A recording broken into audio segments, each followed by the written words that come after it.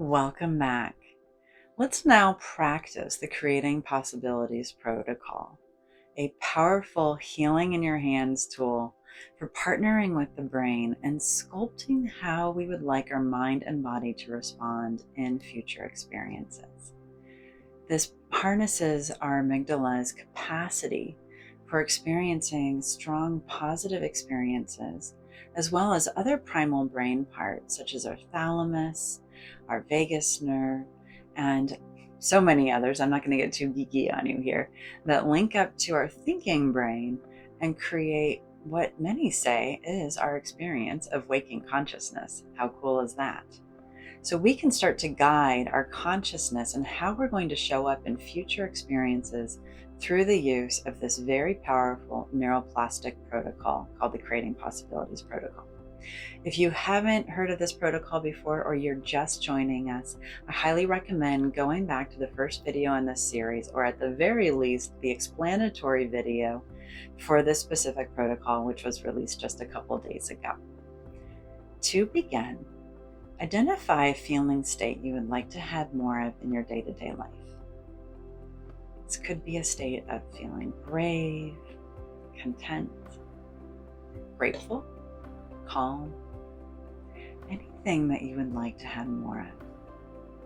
All options are on the table. This is your emotional world and your brain that you're partnering with.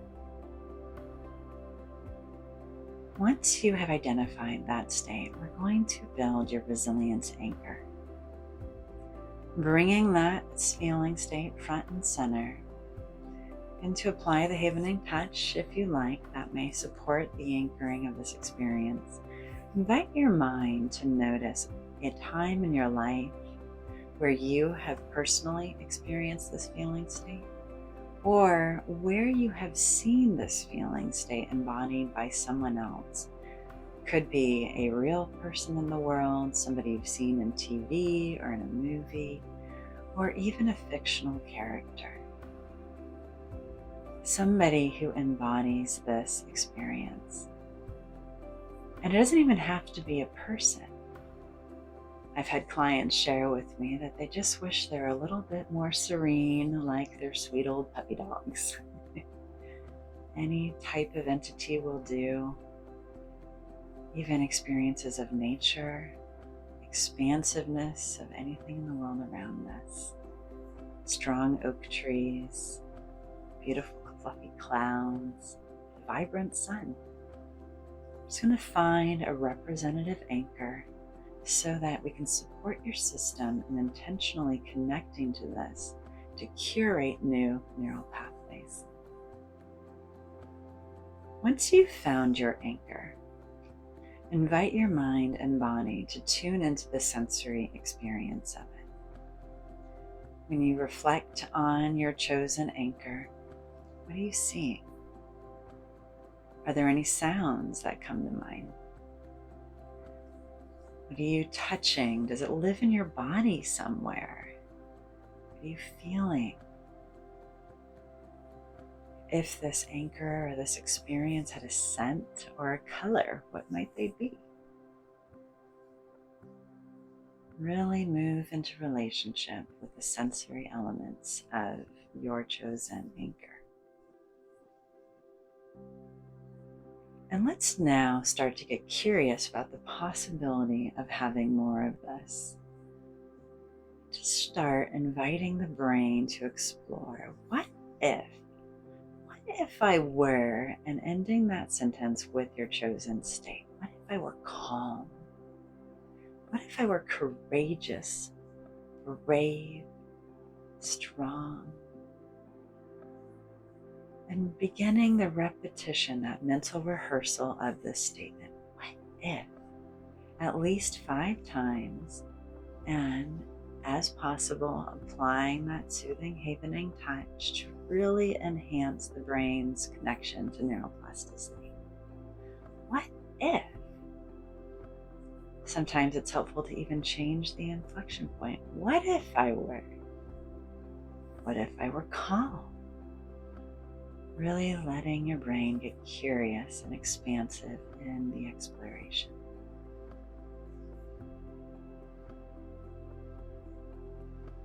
if it feels possible now, we're going to advance to the next step and check in on, can you be?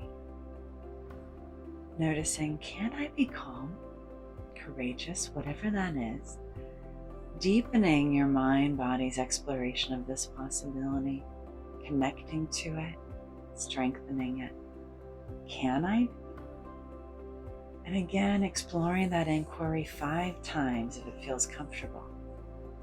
Now, for some of you, it may not yet feel comfortable. And at that point, return to those what ifs. Keep planting those seeds of curiosity.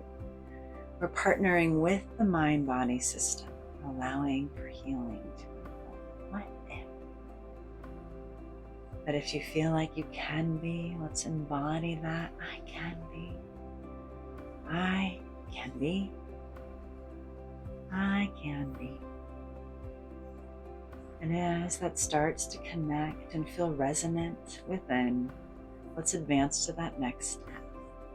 Will I? Amy, the amygdala, mind and body, will I be in the next 5-10 seconds? And if your system says, hey, there is the possibility that we will be, go ahead and advance to that new statement. I will be. Deepening your connection and your ownership of this new way of experiencing the world, strengthening those neural freeways. And again, if at any point your mind or body goes, no, return to that I can be, or even those what ifs. And remember, if your amygdala starts to chime in a state of worry or concern and stress, then return to that CPR for the amygdala protocol, allowing yourself to partner with your amygdala and wrap a warm, fuzzy blanket around her, creating safety and calm in the here and now. But if it feels possible to embody this new state of being, I will be, and after you've repeated that at least 5 times, then let's check in on a scale of 0 to 100, where 0 means not at all, and 100 is 100% true, full, authentic connection to this new state of being that you've just created. You've fully connected and embodied with it. Where are you right here, right now, with your chosen state? And importantly, where is your amygdala? Remember, she's involved in the good, the beautiful, and the exciting, as well as all of those survival states. And if you are at a 95% felt sense of authentic truth and connection, move into that final state of ownership. I am. I am. Allowing your mind and body to really connect and know, this is real and this is here. And if it's not 95% or above, that's okay. Thank your mind and body. Thank your amygdala for letting you know that she's not quite fully there yet. Remember, we never want to lie to our amygdala. We always want to be in a state of deep partnership and connection with ourselves. So as it starts to feel true and real for you, notice what ifs. I can be, I will be. What feels best for you or your system right here, right now, if you're below that 95%. It simply means that your amygdala would like to have a little more loving, tender care, a little more time and attention building those neural pathways. And what a beautiful gift you are giving her and yourself by tuning inward with such loving compassion and devotion. As we bring this beautiful exercise to a close, I invite you to turn back to your own identified resilience anchor, noticing those sensory elements that you connected with before, seeing if you can enhance them. You can imagine breathing them in deep into your mind-body system and finding a home within for this new state of being that you're intentionally, lovingly cultivating. As you're building this sense of connection, remember to return back to these anchors, these connection points with intentional love. The positive states require tending to. Our friend Amy, the amygdala, has a primary job of keeping us alive and supporting us in continuing to keep breathing. And she loves to feel good and be in a thriving state. Sometimes she needs a little bit of a nudge though. So keep revisiting your anchor and practicing this exercise, trying on new opportunities to cultivate resilience and returning to the area of focus that you've lovingly created today.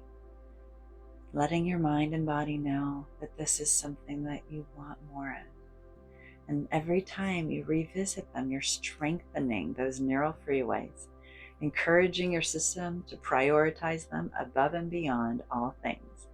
And just as once upon a time you did not know that 2 + 2 equaled 4, but now you know that off the tip of your tongue, your brain will soon cultivate that same automatic connection point to the feeling states that you cultivate with intention. Happy healing in your hands. It's a joy being on this journey.